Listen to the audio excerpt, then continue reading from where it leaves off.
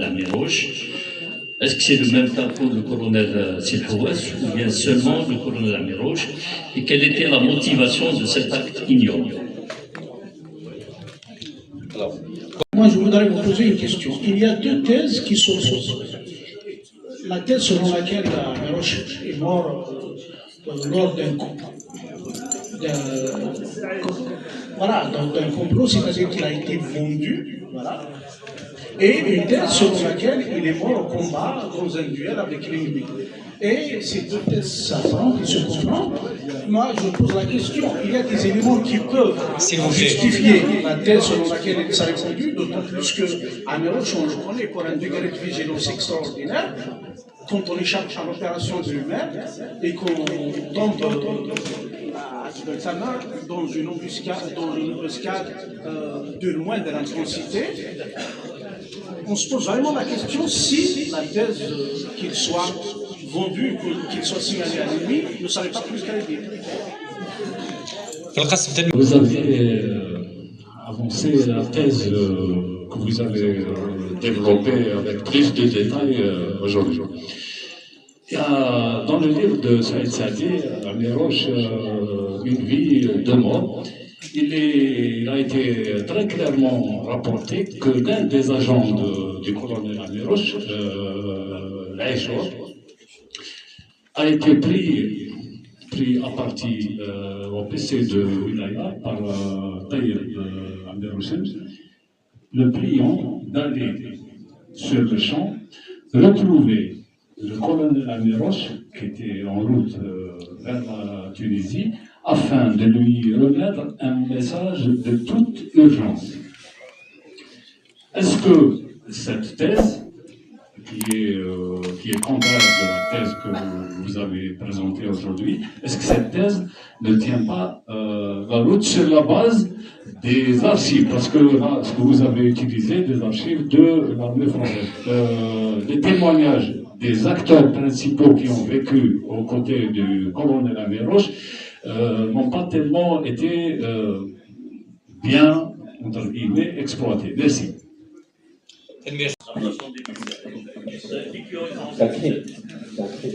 C'est abominable. Quel était l'intérêt?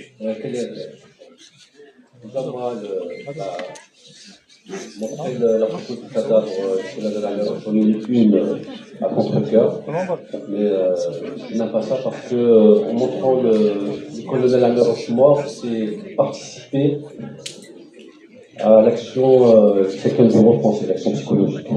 Pourquoi ils l'ont illustré? Parce qu'au départ, ils pensaient l'emmener à Tizi Ouzou pour l'exposer à la population pour montrer qu'il était bien mort. Donc il fallait le conserver. Ils ont éviscéré, ils ont ouvert ici, au niveau de la gorge, pour enlever les poumons, et au niveau du ventre, pour enlever les intestins. Et il y avait même un pansement sur le cœur, où il y avait 3 balles au niveau du cœur, où il y avait écrit le colonel du cas 6e RPMA au général fort, ZEA, Z Astadjan. Donc il pensait le conserver pour l'envoyer à Tizi Ouzou, et finalement ça ne s'est pas fait, ils l'ont gardé à Pochlara, ils l'ont enterré à Pochlara. Ce héros, cette icône de la révolution, elle a été victime, d'une part, de cette éviscération, et par la suite de l'avoir caché dans des lieux d'exil. Vous savez combien d'histoires que... Ouais, ils l'ont enterré en cachette. Les soldats de Bojlara, j'ai rencontré un soldat de Bojlara qui m'a dit qu'ils avaient tous fait sortir avant de l'enterrer, mais ils savaient quand même qu'il était enterré à cet endroit-là. Ce qui s'est passé après, je ne vais pas rentrer dans le sujet, c'est pas le sujet de la conférence et c'est trop compliqué. On va essayer de rester à 1959 à ce qui s'est passé. Et voilà. La deuxième question, on peut parler franchement et dire les choses. Trahi par qui? Non, mais en fait, la thèse selon laquelle on dirait qu'Amiroche, qui était le plus vaillant, le plus vigilant de tous les commandants de la Révolution, de tous les... Il était vigilant. Il était tellement vigilant que même l'opération de Lumière n'a pas eu raison de lui. Ouais. Comment se fait-il qu'il puisse tomber dans une bataille de... Parce qu'il n'était pas sur son territoire. Au Ouïa 3, ce ne serait pas passé de la même manière. Il était dépendant du colonel Silhouès. Il était en terrain plus difficile, inconnu. Il ne pouvait pas aller se déplacer tout seul. Donc son sort dépendait de ceux de la wilaya 6 du colonel Silhouès. Et c'est Silhouès, en cherchant à prendre plus de précautions qu'il le fallait, qui est tombé dans l'opération du Kefrat. S'il était resté à Jbel la donne, ils auraient échappé à l'opération.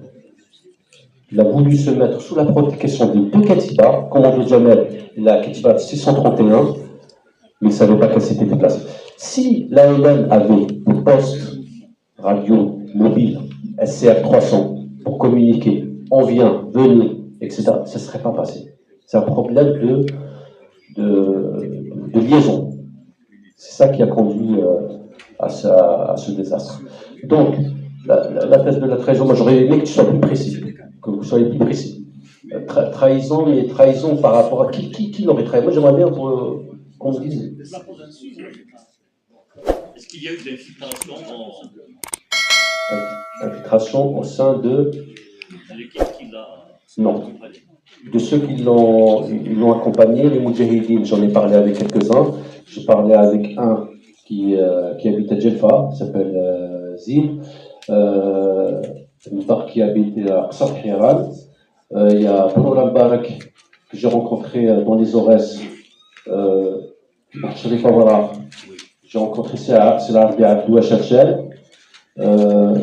À peu près, je crois, 6 Moudjahidines qui ont survécu à la bataille, qui ont fait le déplacement, le dernier déplacement avec un colonel. Ils m'ont tous dit la même chose.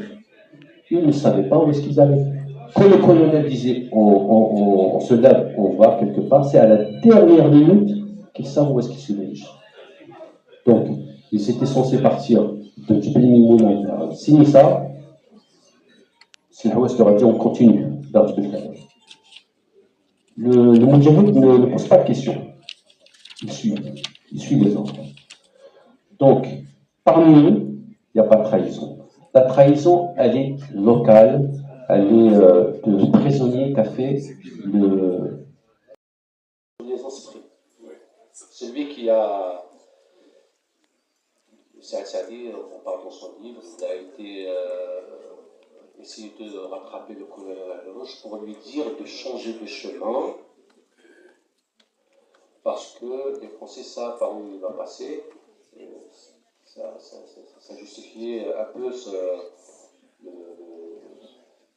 le complot et la trahison. Bon, ça tombe très bien. J'en avais parlé rapidement la dernière fois. Je m'attendais à cette question, j'ai préparé la réponse. Donc, dans son livre, ça dit, on va rapport le témoignage de besoin de liaison. C'est Cyprien qui a dit que 2 jours après le départ d'Amirouche pour la Tunisie, le 5 mars, Amirouche ayant quitté le PC le 5 mars, par Amirouche lui aurait remis le PC, au PC un message envoyé de Tunis signé Karim de Qassem qui demandait à Amirouche de changer sa route car son déplacement a été divulgué. Bon, déjà, la Wilaya 3 n'avait pas de transmission, je l'ai très bien expliqué tout à l'heure. D'accord. Le problème, c'est que les archives ne parlent pas. J'ai longtemps caché cette information parce qu'il était vivant et je n'ai pas voulu en parler de son vivant, il est décédé depuis. Il a été capturé le 2 mars. Il a été capturé le 2 mars. Le 2 mars, Amirouche était à son PC. Ça dit tout. La preuve, elle est dans son interrogatoire. Il a été arrêté du côté de Blimodiel et il est rentré au CTT d'Arboum puis au CLI d'Orsaf-Toffer parce qu'il y a un registre des entrées et des sorties. Il est rentré le 10 avril. Mais il a été arrêté le 2 mars. Et le 2 mars, quand Amirouche a quitté son PC, il était déjà en prison. Vous avez la réponse. Des scénarios de complot. Une personnalité aussi importante que lui, aussi légendaire que lui, elle ne pouvait pas nous mourir normalement. Je ne sais pas. Ou accidentellement. Ou dans des circonstances accidentelles. Donc, automatiquement, tout de suite, il y a des mythes, même des mythes qui sont véhiculés par la presse française qui veut créer la division entre Arabes et Kabyles. Elle disait, a-t-il été trahi par les Arabes? Après, il y a eu aussi les services français qui ont parlé de la trahison du GPA, parce qu'ils essayaient de monter le GPA contre l'intérieur. Donc, il a été nourri, il est spontané, naturel, et il a été nourri par des ennemis de l'Algérie, donc par l'armée française, par ce qu'elle voulait. Donc, on est tous passés par la même main. Il y a le mythe, il y a la vérité. Et la vérité, on la découvre avec les archives, en se concentrant et en regardant concrètement les événements, comment ils se sont enchaînés. Et là, la vérité a surgi. Donc, mon sujet est mythe et vérité. Du mythe à la vérité. Maintenant, ceux qui continuent, parce que je sais que ça va être un mythe qui va être difficile d'être enlevé de la tête de certaines personnes, mais qui viennent me prouver le contraire. Mais concrètement, avec des preuves, on va discuter. On va voir si c'est possible. Et non, c'est pas possible. Voilà.